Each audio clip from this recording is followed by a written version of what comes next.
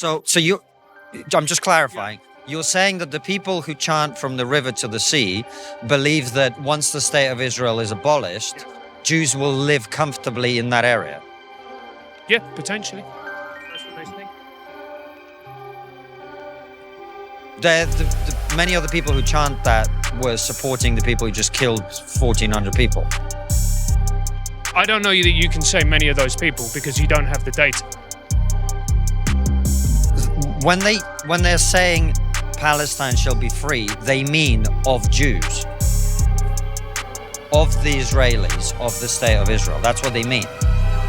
What is... To me, the state of Israel and Jews are two completely different things. Where are we?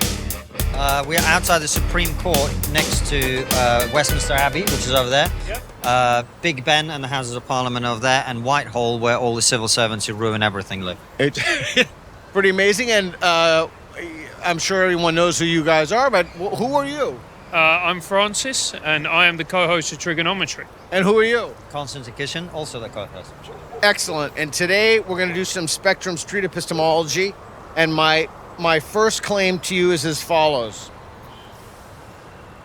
I am optimistic that peace will be achieved in the Israeli-Palestinian conflict. 5, 4, 3, 2, 1, move.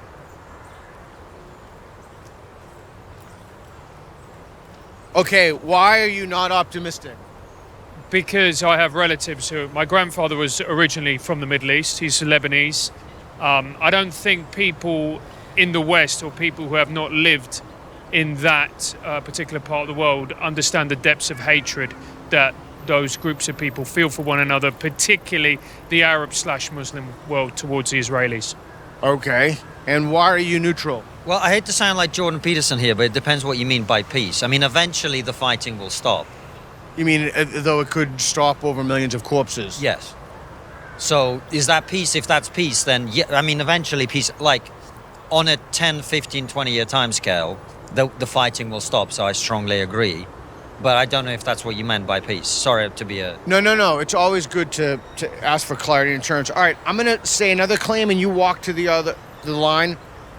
The current Israeli-Palestinian conflict 2023 has a more than 50% chance that it will lead to World War III. Watch up, mate. You both disagree. Why do you disagree? I don't think there's any appetite from any countries in the region to really get involved. And I also think the way America has positioned its aircraft carriers and whatever, it's a very strong deterrent for Iran to get involved, which is the primary country that you would expect to get involved. So it may be a signal of the fact that the global order is breaking down, but I don't think this particular incident will lead to World War III. You agree? I do agree. I think it's far more... How can I put this? What China does with Taiwan is actually far more important to this particular issue than what's going on in the Middle East. Okay, let's do another claim. Don't move. Let's do another claim. The two-state solution is the best solution to peace, to bring about peace in the Middle East. Go. Okay. We're going to pause. I'm going to do the boards. Why do you think the two-state solution is the best solution? Well, at the core of it, it is a territorial dispute. So if you get everybody to their corners and you create a buffer zone between them, that's what's going to keep people from fighting each other. Can I change? Yeah, you can. Okay. Why is the two-state solution... Why do you disagree? I think... The reason, on the surface of it, you think the two-state solution makes the most sense, but the reality is you need to solve a problem that is Hamas. And how do you solve that problem? Because that's, for me, the real issue, is getting rid of Hamas.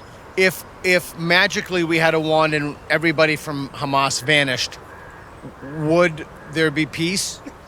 Yeah, eventually, yes. Because then you're dealing with reasonable people. Hamas are extremists, and therefore they are not reasonable. If we had a wand and we got rid of all Hamas, would there suddenly be peace? No, because I think Hamas are, to some extent, a product of the situation, right? So, I mean, they're elected by the people. They were elected, right? And they enjoy very strong support in Gaza. Do you think Hamas is a terrorist organization? Yes. Do you think Hamas is a terrorist organization? No, they're freedom fighters. Yes, they're a terrorist organization.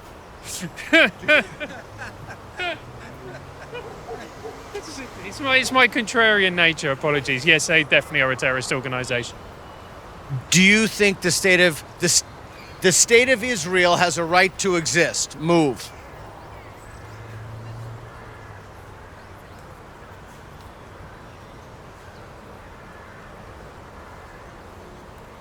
Why do you strongly agree that the state of Israel has a right to exist? Well, I don't want to argue about history because it's very complicated, but the state of Israel exists. The only way to stop it from existing is to deport or kill 10 million Jews and Arabs and Christians and blah, blah, blah. So based on that alone, the state of Israel should exist. And you agree slightly. Why?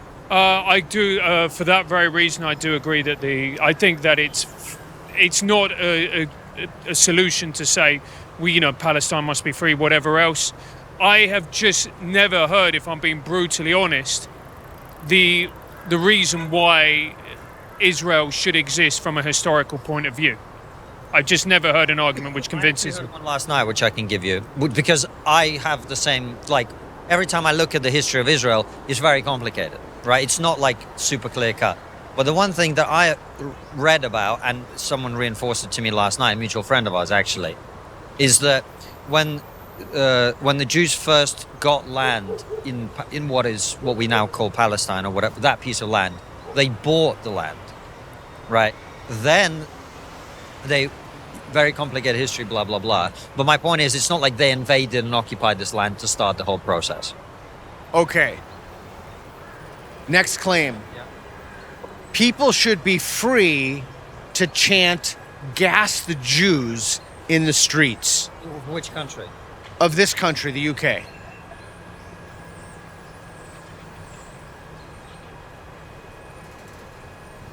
Why not? It's incitement to violence. That, and it's also against the law of this country. Okay, but that kind of begs the question. Let's say that Should there it was be no... against the law? Yeah. Should it be against the law? Incitement to violence. Okay. How does this comport with your free speech views? Very easily. We've always said we are pro-free speech with exceptions, including incitement to violence. And you think if people chant "Gas the Jews" in the streets, they're more likely to kill Jews? Yeah. I would say so, yeah. Yeah. Yeah. Okay. People should be able to chant... Is this a new claim? Yeah. Okay. People should be able to chant "Gas the Mexicans" in the city of London. You're still on the strongly. Well, let me help you. People shouldn't be able to chant "gas anyone" in the streets of London. Okay. People should be able to chant "From the river to the sea, Palestine shall be free."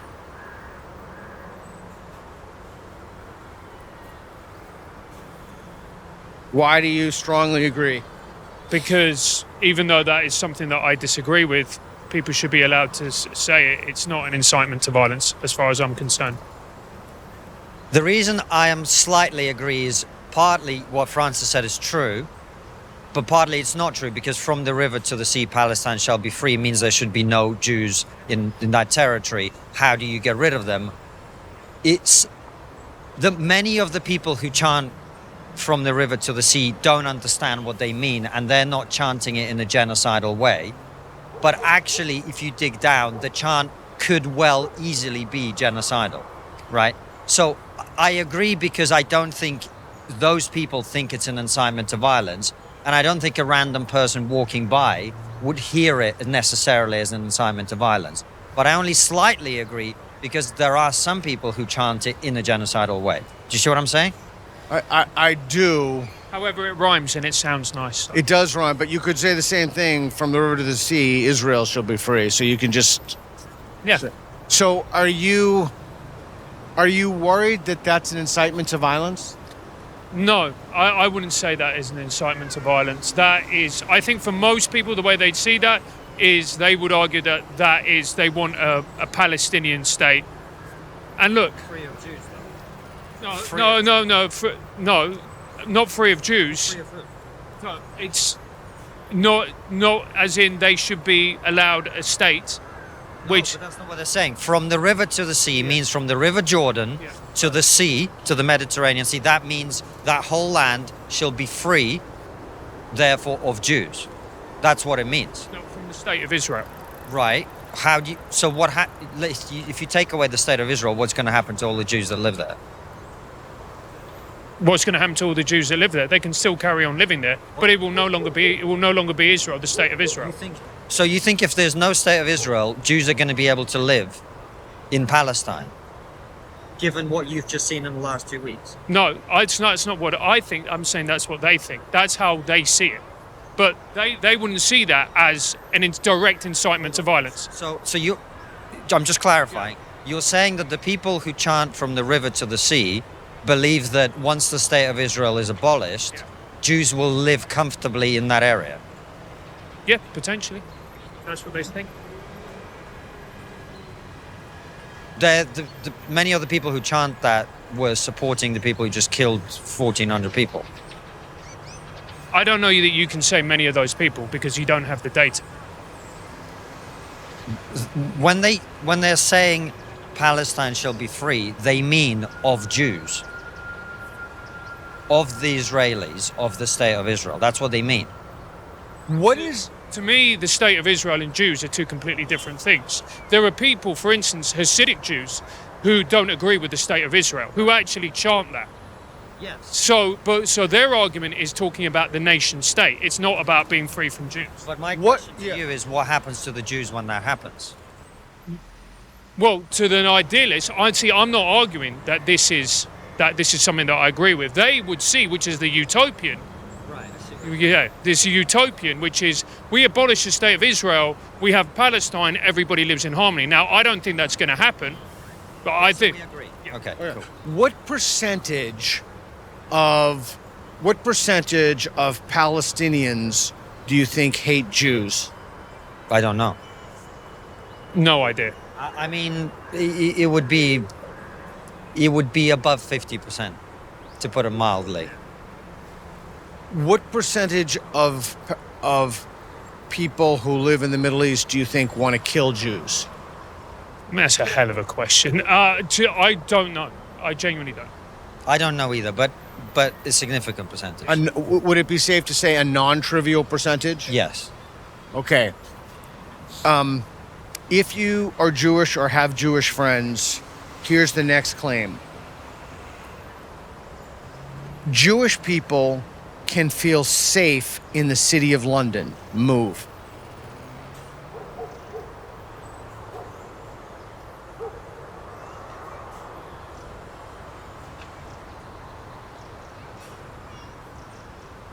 You're just going to stay there? Yeah. How so? I think London is one of the safest cities in the world. I think there are, unfortunately, idiots, and I will use an extremist, who chant certain things in demonstrations. I think, on the whole, vast majority of people can actually, pretty much everyone can live in this city and be safe when it comes to things like that. I think there's always a tiny, tiny, tiny minority of people. As someone who looks pretty Jewish, which I do, I feel very safe here. Okay, so I've talked to mutual friends of ours who are Jewish, and they've told me not that they feel unsafe, but that they don't feel safe, the distinction. Yeah. So I think, again, not to be a pain, but I think it depends on what you mean by a Jew, right? Someone who is a Hasidic Jew who wears the full garb, I think would, in the current climate, be quite reasonably concerned. Doesn't mean that they're necessarily all that unsafe, unless you go with an Israeli flag to one of these recent protests. There you definitely would be unsafe. But that would also be true of a Man United fan who goes to a Millwall game or whatever. Yeah. Do you know what I mean? If you go to the opposite tribe's place, you'll probably be unsafe. So, but it depends, A, whether you're readily identifiable as a Jew, I think. It depends where you are.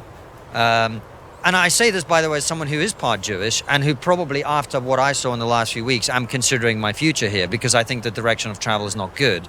But I don't feel unsafe right now. What do you mean you're considering your future? I mean, I think given the direction of travel of this country, including in relation to this issue, there will come a point when it is unsafe.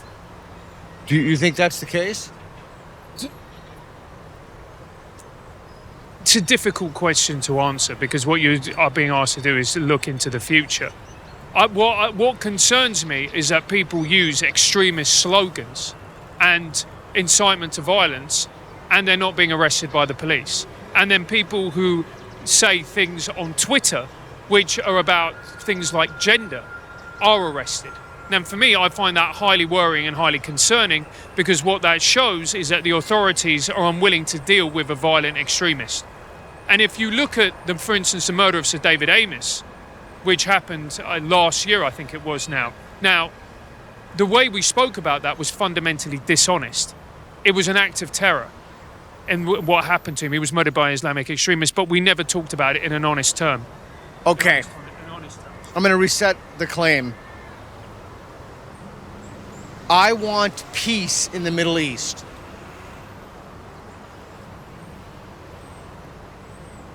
Okay? I want justice in the Middle East. Okay, now I'm gonna. Justice means. That's what I was going to ask you. When someone says, I want peace and justice, what do they mean by justice? The problem is that very frequently people misinterpret justice for revenge. Vengeance, yeah. Yeah, and that is what happens in a lot of these things where people go, I've been affected by this for this conflict. Let's say my child has been killed because of a mortar or a rocket or a soldier from either side. And they will say, well, an eye for an eye and a tooth for a tooth, therefore I will kill one of your children. They can very easily point at scripture and go, that is justice. Is that justice? I don't think it is. New claim. The best form of justice is an eye for an eye. Move.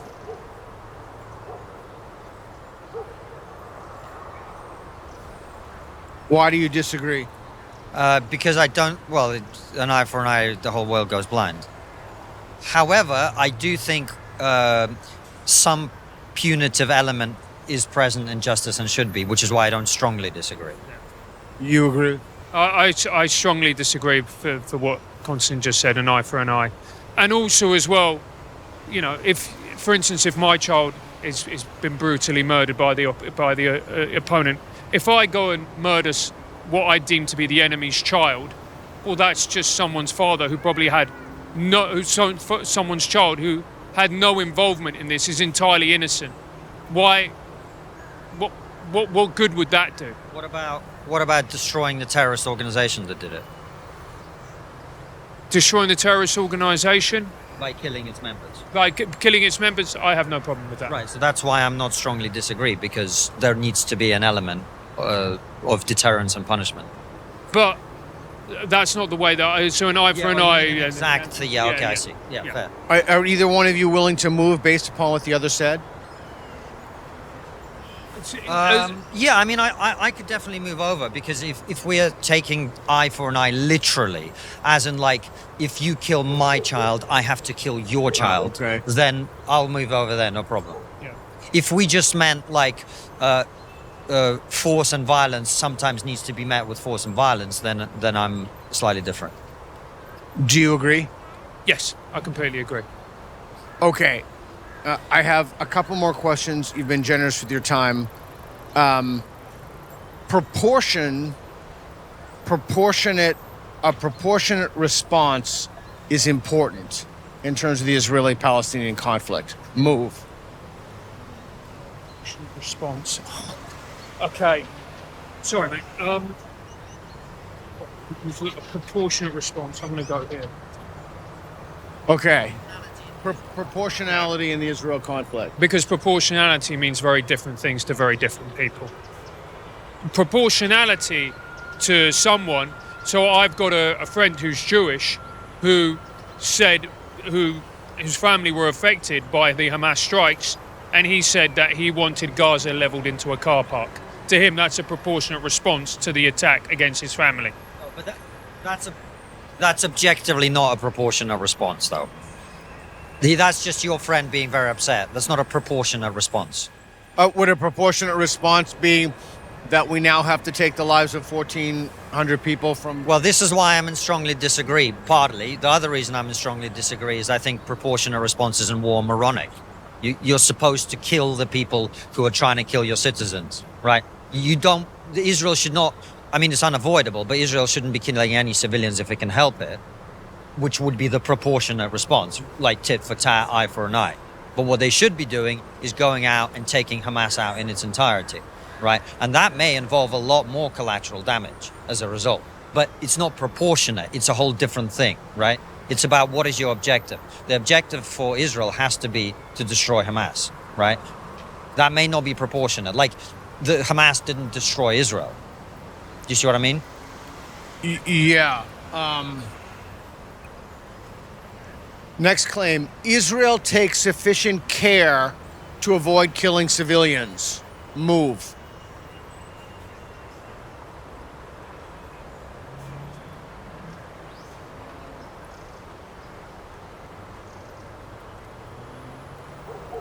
Okay. Okay, I'll stick there. Okay, why? This is a subject that I have looked at, I have read about, but I do not know enough about in terms of the militaristic aspect of it, that I'm sure that an argument could be made that they don't take enough care in order to protect civilians. I don't know, Pete, is the honest answer. I mean, I think that's fair. I don't know is always a good answer if you don't know. It's a great answer. From what I know, in terms of modern militaries, they do everything they can. However, in war, there are always going to be civilians who are killed. I mean, if you think about World War II, right? The way World War II ended is the complete destruction of Germany with hundreds of thousands of civilians killed. That you can argue, it was the bombing was unjustified or whatever, but they would have died. Many hundreds would have died. Thousands would have died anyway. Same with Japan. So you're always going to have high civilian casualties. High civilian casualties is not in and of itself evidence of a lack of care, okay. Number one. And number two, they're fighting an enemy. The spokesman for Hamas said in 2014 that human shields is a deliberate tactic that they use. So they are deliberately placing civilians in a position to be killed. So again, the fact that civilians are tragically being killed is not evidence of Israel's lack of care. Did he say anything to convince you, or would you have to hear an argument on the other side? I would have to hear an argument on the other side. But his points were salient and valid. I want to reiterate, I think Hamas are the way that they put their own people in positions of, how can I put this, in a position of vulnerability, in danger, is disgusting and is a very, very despicable tactic. Can you go to the strongly disagree? Can you steel man the other side? Yeah, the easiest way to steel man on the other side is to provide evidence of Israeli soldiers brutalizing citizens of Gaza, to show an airstrike that didn't land on the place that it was supposed to land, etc. Okay. That's the best argument. I don't think it's a strong argument, but it's the best argument. Okay. The Israeli-Palestinian conflict is primarily about religion. Move.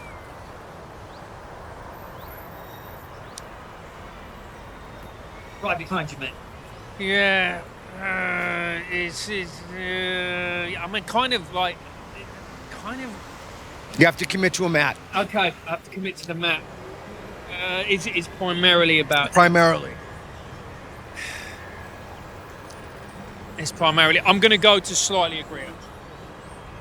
Why? Right. Okay. So this is territorial on the one aspect. This is a discussion about territory, but also it is about religion as well.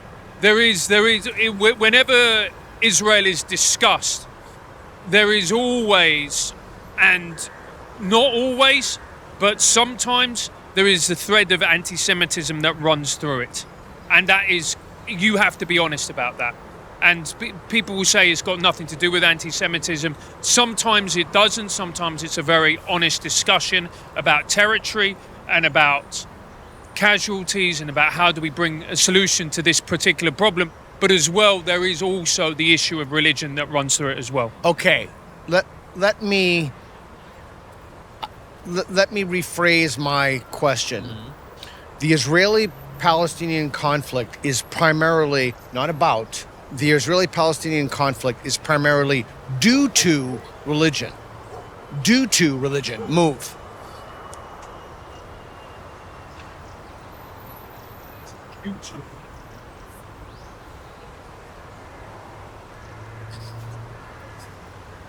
Yeah, it's fine.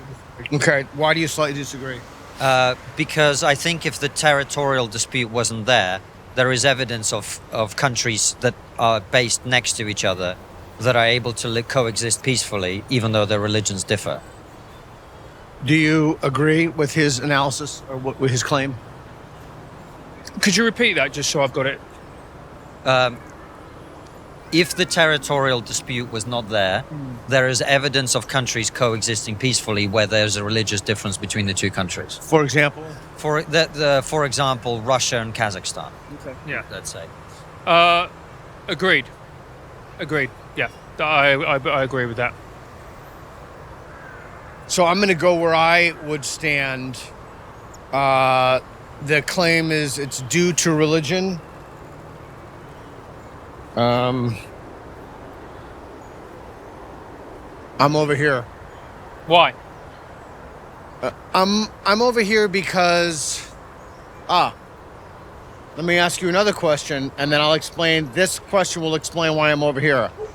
If tomorrow we had a magic wand, I had a magic wand, and I waved it, and everybody were an atheist, the Israeli-Palestinian conflict would be easier to solve. Oh, but but then... Okay. But okay. that doesn't mean it's primarily. That was your original claim. Correct. Right. So, of course, it would be easier to solve if religion wasn't there. 100%. Yeah, and you agree with that? Completely. Okay, and so the reason that I stood here is because, yes, there are problems between Shia and Sunni Muslims. Yes, there's a problem between Iran and Saudi Arabia. Christians as well. If you look at the history of Northern Ireland, Catholics and Protestants. But that's also a territorial dispute. Yeah. Yeah, so we see territorial disputes, but I wonder if the origin of the territorial dispute itself, if everybody were a Muslim, well, I guess it would mean, well, okay, so if you totally took religion out of it, then it wouldn't be that everybody would be a Muslim. It'd be like nobody would believe it. Nobody would have a particular religious belief at all. Yeah, you would take some heat out of the issue. But more, I would think more than some, but I'm willing to... Okay, let me rephrase. You would take a lot of heat out of the issue. That does not necessarily mean it's the primary reason for the conflict. But if there were no... Because you're not just talking about Israel, you're not just talking about Judaism and Islam, you're talking about like literally none of it. It would literally not be... It would be just a bunch of people. Yeah, but a bunch of people who disagree very strongly about who should live where. And claim that one group has oppressed the other, taken away their land, killed their families, etc. And I wonder if that itself didn't have, I was going to say mostly, but at least, I would think you would agree, at least partially a religious origin. At least partially. What would have a religious origin? Well, the reason that there was a conflict in the beginning is because of coming out of World War II and in 1948. The whole reason for it in the beginning is because there are elements of religion at play. I don't know that that's true. I mean, I would probably have to go to the neutral point on that because I don't know the history well enough to really argue that. But for example, when the Jews first came, they were coexisting quite peacefully with the local Arab population, from what I know, for periods of time. Right. And in fact, experienced less anti-Semitism than in the places from which they fled, which was Eastern Europe in particular. All right, let me ask you a question. In our lifetime, well, you guys are younger than I am, in your lifetime, you will live to see the end of Jew hatred.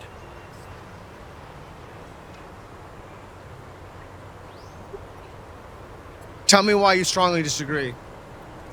How complicated do you want this? You want it simple? Yeah. It's the oldest form of hate in the world. But also, everybody should read Thomas Sowell's Black Rednecks and White Liberals. He has a whole chapter on why it's not just the Jews. It's all middle minorities are fundamentally hated in the societies in which they exist. Interesting. Oh, I think we have... Do you guys want to play?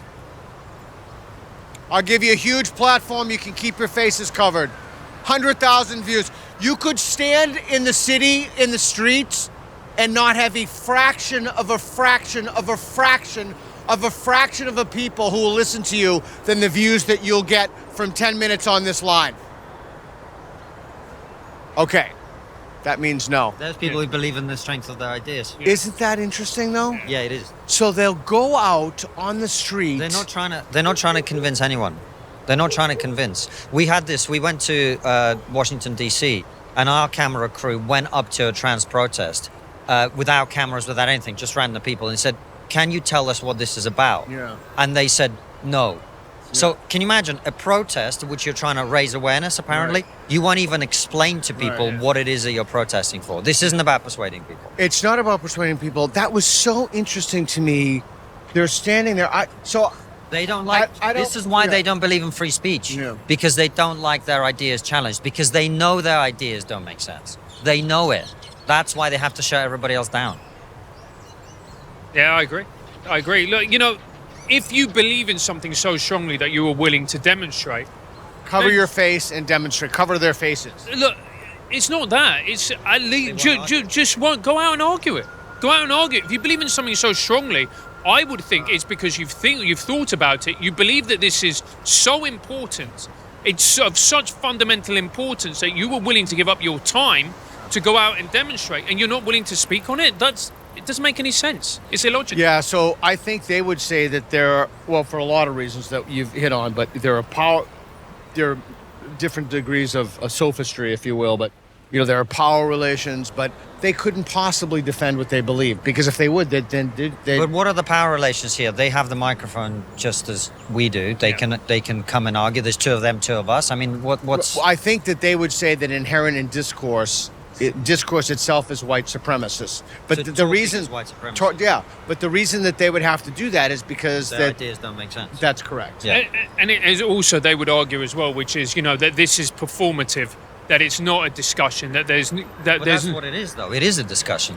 You and I have disagreed in the course of this, and Peter is very fair. Yeah. And we've watched his stuff on YouTube when he always gives people a chance to express themselves, right? But you're being logical. Yeah. Right. So, that's the other thing. I think they opt out of the rules of logic and reason. Yeah. So, disheartening. Because fundamentally, it's a religion, and all religions have a degree of faith which you can't explain to people because it's not logical. It's interesting, though. I have no problem getting Christian street preachers here. Yeah. I shouldn't say, actually, I would say no problem. We'd have no problem getting Christian street preachers, yeah. And I imagine but the trans activists, they just won't do it. And actually, I imagine you could get an imam to do this, and a rabbi. I bet you're right. Yeah, but you could get most religious people. They have the strength of their convictions. Yeah, those that's boys. right. Yeah, that's right. I don't know. I just found that to be so interesting. Like, if you Are you, Pete? Are you just saying this for camera, or are you genuinely surprised? No, it's not that I'm surprised. Well, it kind of. No, I'm not saying. I don't say anything for camera. I say it because I believe it. If it were me, and someone said that to me, I would walk over here in an instant. Yeah, but they're not you though, and you know that. No, they're not me. They're sorry. not me, but they don't want. It always surprises me that if someone believes so strongly in a claim, if literally, what did I say to them? They get so many views. They could stand on that street corner for 10 years. I tell you how to resolve this. Michael Malice, who I don't know if you know. No, I know him. He resolved this for me. Yeah. He said these people don't use language to communicate; they use language to manipulate. And that's what it is. They don't want to have the discussion because the way they use language is not to persuade you, is to force you to comply with whatever it is that they believe that you should comply with. That's the difference. All right, let's reset the claim. Yeah. Wokeness is on the decline.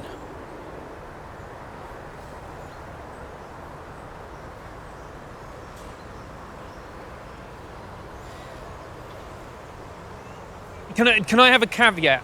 Yeah. Okay.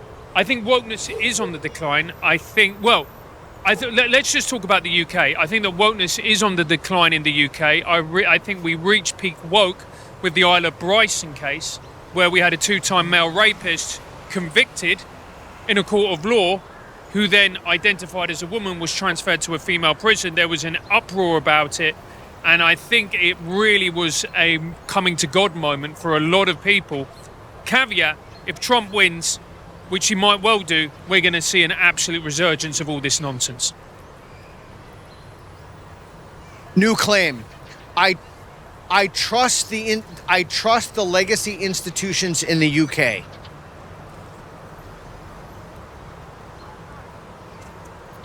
Why do you strongly disagree? Evidence. Go for it. Evidence. Yeah. What evidence? Media organizations lying, government misleading people. What have the media organizations lied about? They lied about all sorts of things. They lied about various aspects of our response to COVID. They lied about the war in Iraq, and so did the government. I mean, you can go down the list. There's plenty of stuff they've been lying about. They cover up certain things and ignore certain issues. For example, grooming gangs would be a very good example. We can go down. I mean, we could be here for hours. Yeah. The media, legacy media in the UK, in this country, in the UK, is capable of meaningful reform within the next 3 years. Oh, I thought you were going to move to disagree. Okay, tell us why. There's no will to do it. In order to reform, in order to have any form of change, there needs to be a will and an acknowledgement that what has been going on needs to be changed, and they have shown no sign of that. You said it well. I trust the BBC. Hey, they spent the last 2 weeks trying not to call Hamas terrorists, even though in this country Hamas is a proscribed. It's official, right? It's officially a terrorist organization, and yet they were saying they don't want to take sides. They're done. What could the BBC do to improve their integrity? Fire most of the people that work there, and replace them with people who used to work there, which was objective journalists who pursued impartiality and the truth over activism and their personal preferences. And I can tell you this as someone who does interviews on the BBC and has had many experiences, particularly before I was well known, where I'd go in, foreign face, foreign name, they'd assume I'm one of them, and they'd talk openly about what they believe and what their agenda is, etc. A Daily Wire alternative style media is sufficient to inform the public. Oh, sorry, no. Sorry, I thought this was sorry. Sorry. I was sorry. No. Yeah. Why not? Why isn't a Daily Wire style sufficient to inform the public? Because you need plurality of voice. Sorry, mate. Sorry, go for it. Because the one of the things that we don't talk about enough in our space is audience capture, particularly with YouTube channels.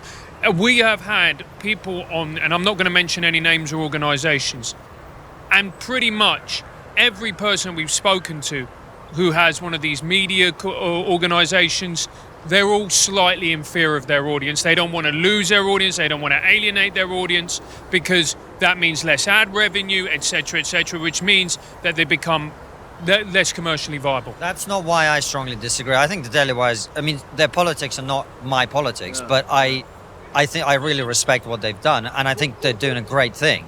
And I think having a British Daily Wire, with an adjustment for British political context, we have different views on various issues, would be really good. You need a plurality of voices, and a Daily Wire alone is nowhere near sufficient to resolve all of this. You need a plurality of voices who are pursuing the truth from different political perspectives to make it happen. And so a British Daily Wire is not sufficient in and of itself. Okay, so we're standing in front of the Supreme Court building. Yeah. I trust the judiciary in this country.